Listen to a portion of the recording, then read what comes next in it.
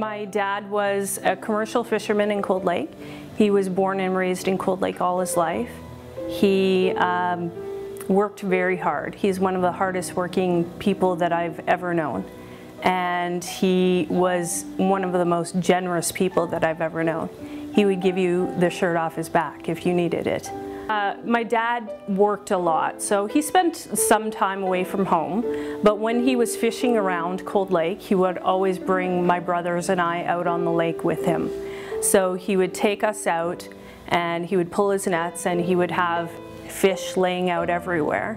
And we would always pick up the fish and run around and chase each other. And so for a good portion of my life, we grew up on an acreage, and my dad was one of those guys that always was doing things outside. So it was great to spend time with him outside, tinkering in the garage, and there were always 1,000 things to make. And of course he had a million supplies, so you had paint and everything else to fashion all of your toys out of.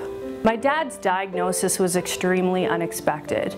He was diagnosed with diabetes when he was 39 years old. So diabetes runs in our family, so we always thought that when Dad got sick, it would be because of his diabetes.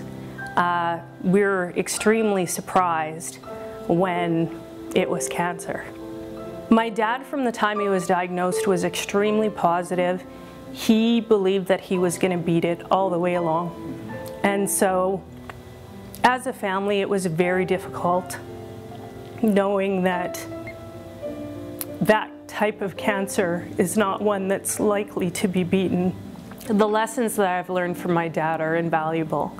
He's a fighter and he is a hard worker, and so he's taught me to be that type of person as well, and that you never give up and you keep fighting and you keep working, and that you're ultimately generous with the people around you, and not just the people that you love, but with everybody. And what my dad, probably the greatest lesson he taught me, is that you need to be kind to people, and you can't talk badly about others, because that reflects on who you are as an individual. So the life lessons that I've learned from my father are life lessons that I hope to pass on to my children.